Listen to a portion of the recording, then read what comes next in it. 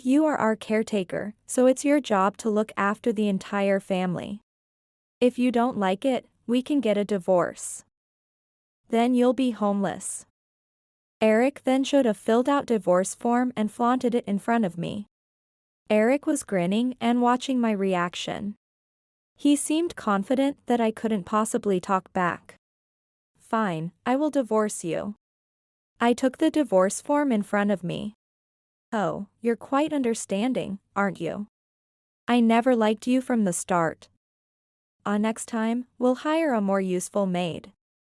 My in-laws threw careless words at me one after another. But now that I had decided to divorce, they were strangers to me. Since coming to this house after marriage, my days have been like hell. But that ends today. A few days after our divorce was finalized, I received a call from Eric, who was supposed to be just another stranger by then. Hey. What do you mean by this? Did you know everything? Eric shouted at me with an angry tone. It seems you've finally realized. It's too late now. I knew why Eric was so angry. But I didn't feel obliged to explain and hung up unilaterally. It was a revenge plan I had devised. My name is Olivia. I have always loved books, and after graduating from university, I was delighted to get a job at a publishing company, as I had hoped for. Starting the job was more challenging than I expected. But I spent my days fulfilled by rewarding work. During a busy work life, I was invited by a friend to a drinking party where I met Eric, who worked at a major bank. Initially, I thought we wouldn't get along because Eric, who seemed popular and was a good talker, was quite different from a very ordinary me. However, we quickly became close after discovering a shared hobby. Eventually, our relationship continued, and he proposed to me, which led to marriage.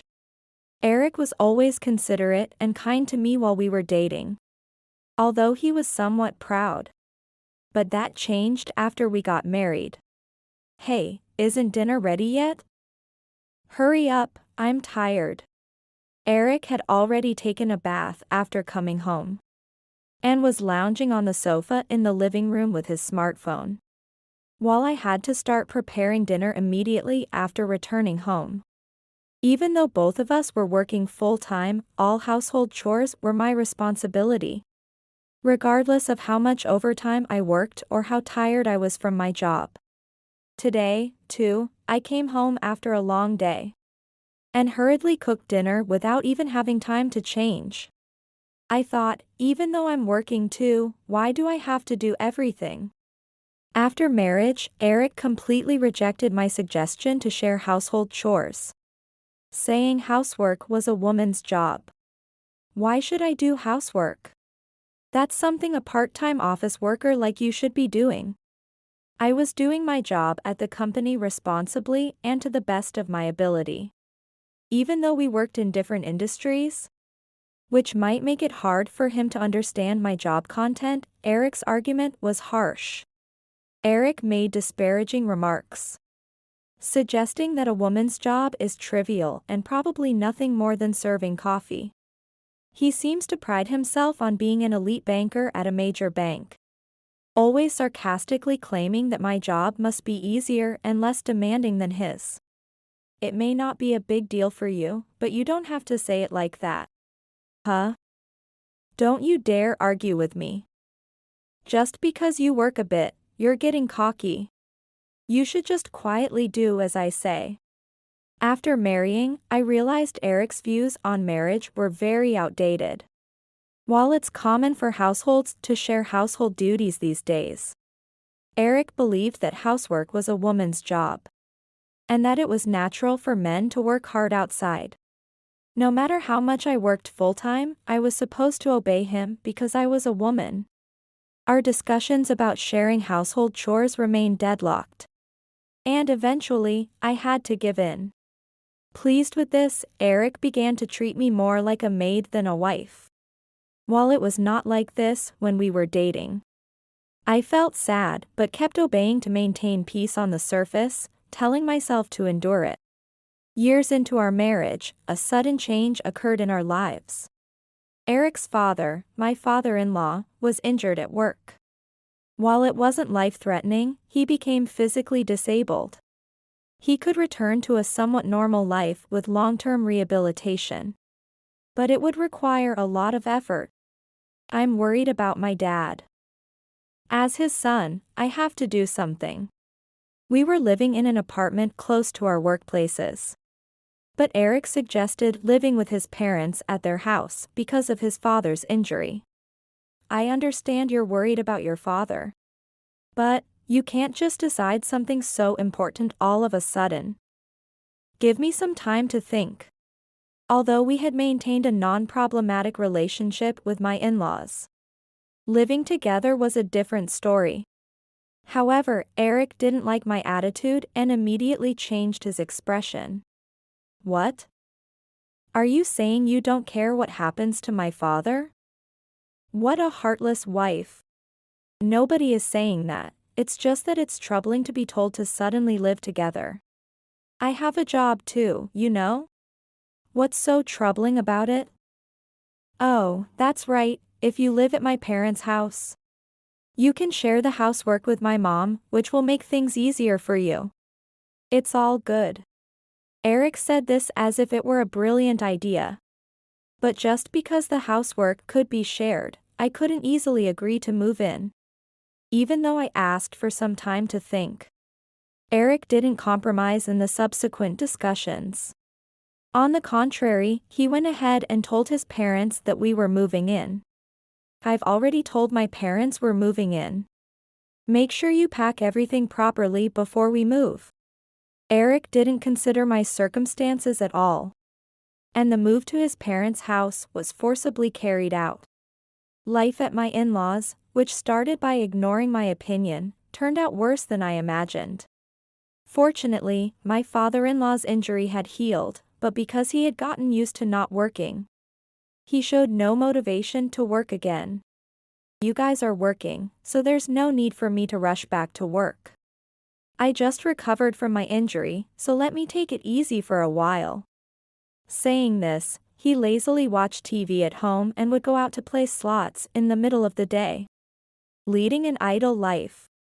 Moreover, my mother-in-law, far from sharing household chores, pushed all the household duties onto me. You should be more aware of your duties as a daughter-in-law. And not just focus on your job.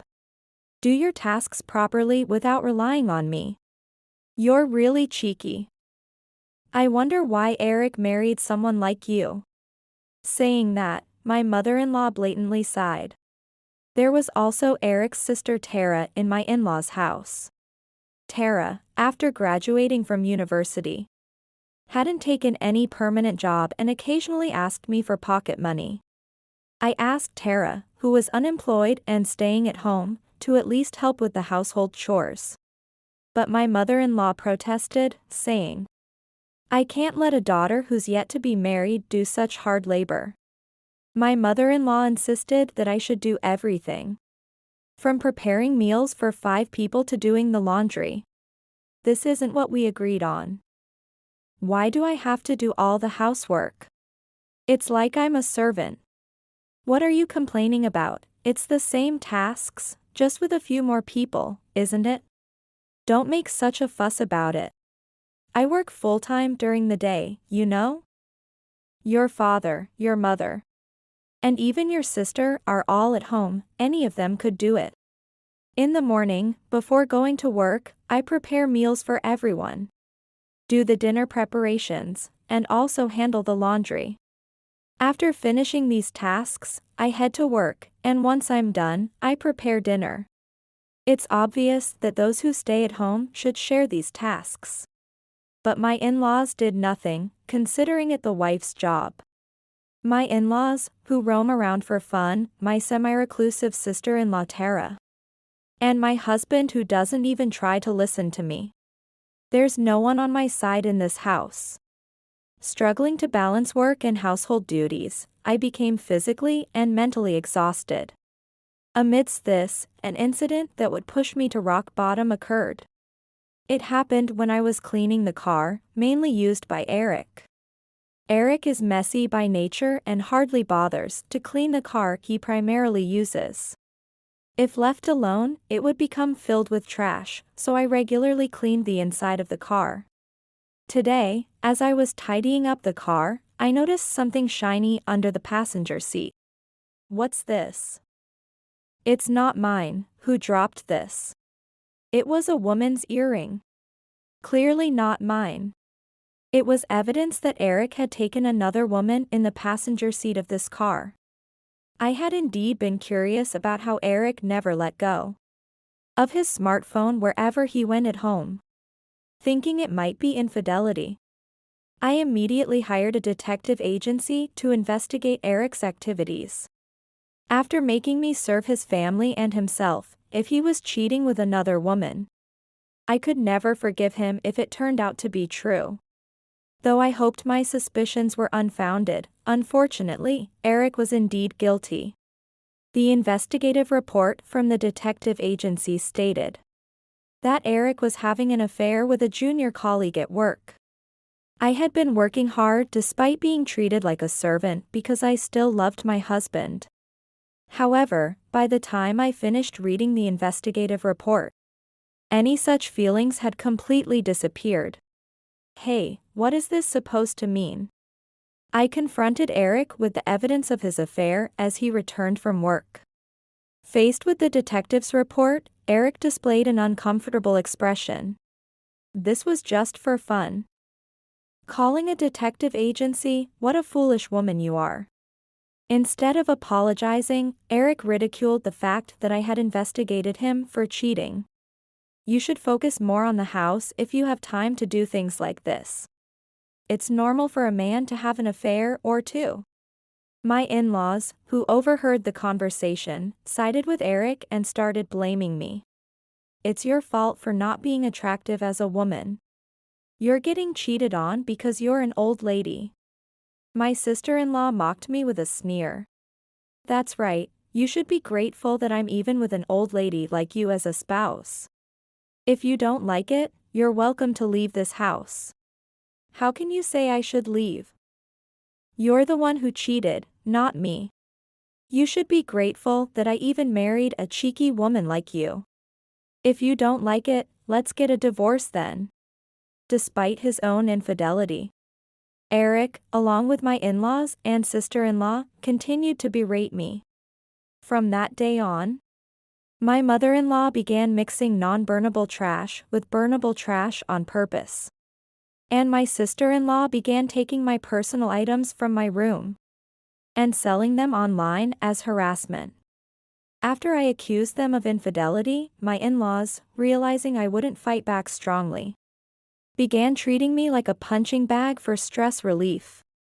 With no allies in the house, I became increasingly mentally cornered. One morning, while getting ready, I felt a clump of hair fall out. What's this? Why, my hair. Nervously looking in the mirror, I saw that part of my hair had fallen out in a circular pattern, exposing the scalp. Panicked, I rushed to the hospital, where I was diagnosed with alopecia areata caused by stress.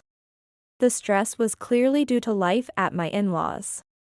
The doctor warned that if this continued, my hair would keep falling out and I would end up with patchy bald spots. I thought, I can't stand this life anymore. Shocked, I returned home, and as usual, my in-laws and sister-in-law were lazily relaxing in the living room.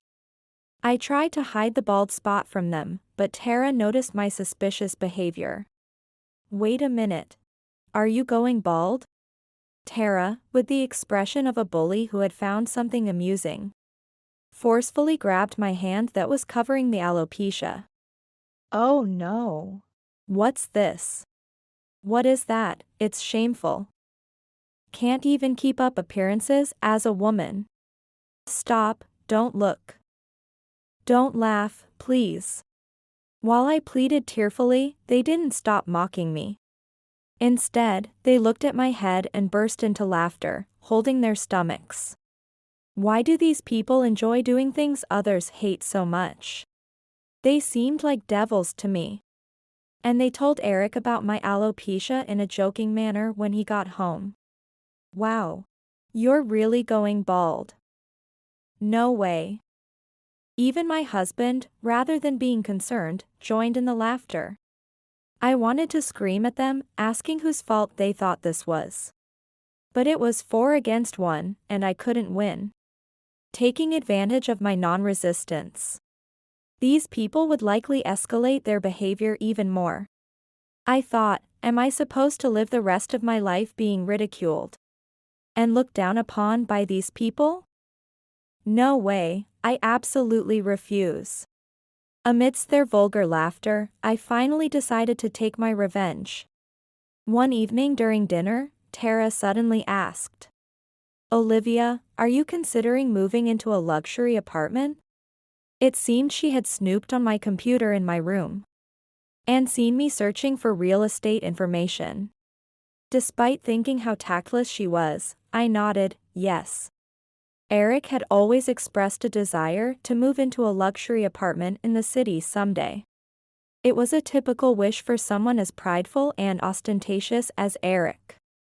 My in-laws' house was quite old and far from being called clean. Despite starting to live there, Eric seemed to be fed up with the discomfort of the house. And when I suggested moving to an apartment soon, he happily engaged in the conversation. Dad is fully healed now, so it's probably fine for us to move out soon. None of my peers live in a high-rise luxury apartment, they'll surely be jealous. Imagining himself living in the luxury apartment, Eric said this with a dreamy look on his face. I thought, this will free me from those in-laws and Tara. With that thought, I enthusiastically began searching for the apartment that Eric desired. Things progressed smoothly. And after completing the purchase of the apartment and while preparing for the move, Eric suddenly asked Tara, "Hey, Tara, do you want to live in the apartment with us?" Really? Can I? Of course, we're family. And of course, Mom and Dad are coming too. The new place has plenty of space and rooms, so no need to hold back. Oh, what a filial son. I'm so happy. Tears welled up in her eyes as she was moved by Eric's words. I wasn't informed about living together. As the conversation proceeded without my input, I once again felt ignored and snapped at Eric. Really, you're still saying that?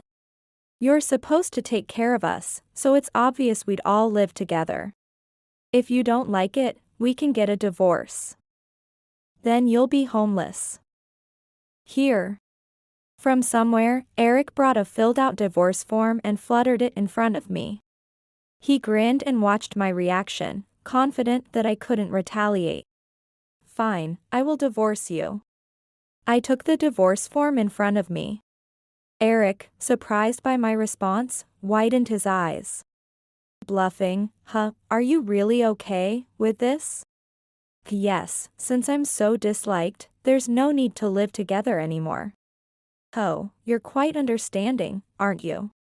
That's right, I never liked you from the start. Eric, you'll find a more wonderful woman immediately after the divorce. Lucky. Good riddance to someone who can't even tolerate cheating. Next time, we'll hire a more useful maid. My in-laws continued to throw insensitive remarks my way. But now that I had decided to divorce, they were strangers to me. I'm fed up with serving people as self-indulgent as you. Enjoy living with your family. Are you just sore about losing? Just disappear from our sight. Truly a useless woman. Stubborn woman. If only you were a little cuter. Everyone would have liked you. Well, take care.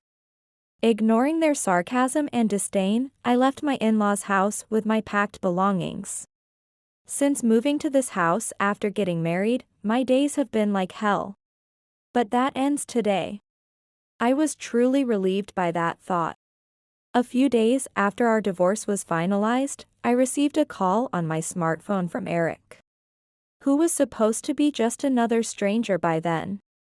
Hello? What do you mean by this? Did you know everything? Eric yelled at me with an angry tone. It seems you've finally realized. It's too late now. I knew why Eric was so angry. But I felt no obligation to explain, so hung up the phone unilaterally. However, a few days later, as I was leaving work to head home, I was shocked to find Eric waiting for me. You knew about that thing and kept quiet on purpose. With an abnormal fervor that made passers-by turn around, Eric confronted me. Oh, you're being persistent, I get it.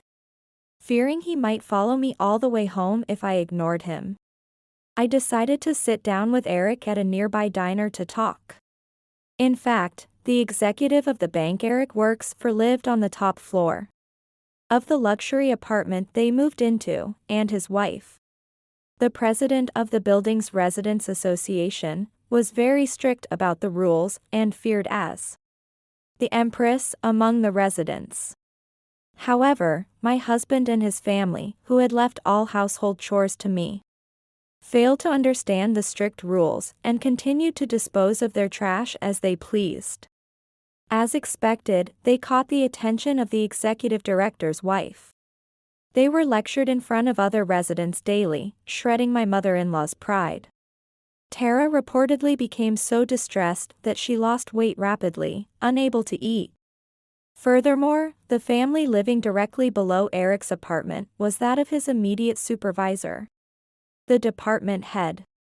Eric was apparently receiving snide remarks from his boss every time he went to work, saying, "How dare a section chief like you live above me?" At work, he was being criticized in front of his subordinates and assigned to handle tasks that couldn't possibly be completed alone in the short term. The department head and the executive director live there. Why did you keep such an important thing a secret? A wife shouldn't speak out of turn, right? I just searched for the property as I was told. I had been secretly using my connections to attend gatherings of the wives of bank employees. That's how I had gathered information on who lived where. I knew that my in-laws were going to move into the luxury apartment, ignoring my opinions, using that to make them feel uncomfortable. That was my plan for revenge. You, stupid woman. Because of you, our family is. Eric turned red with anger as I revealed the truth. His mother and the others soon arrived, likely called by him. It's your fault we are all falling apart. Take responsibility. Pay us compensation.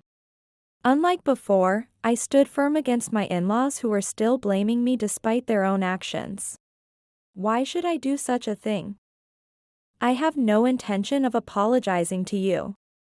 I then picked up my smartphone and revealed that I had been recording all the verbal abuse from my in-laws and planned to use it as evidence for a criminal complaint. What? A lawsuit. Isn't that overreacting? Overreacting? It might seem so to you, who never listened to me no matter how much I complained. But I have a medical report that says I developed alopecia areata from stress.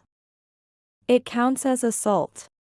I also played a video on my smartphone and showed it to the entire family.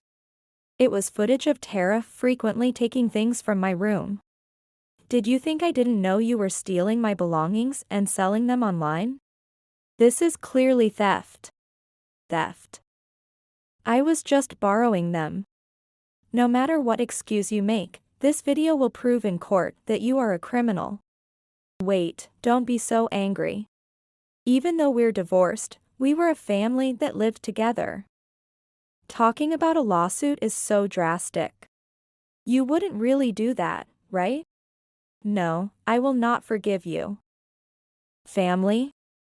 You never thought of me as family, just a convenient maid, didn't you? Don't say such convenient things now. I understand. You're regretting divorcing me, aren't you? That's why you're talking about a lawsuit. If you're struggling financially now that you're single, I could consider remarrying you if you're reflecting on your actions. Eric said this in a flustered manner. Hearing that, I couldn't help but laugh out loud. Me want to get back with you?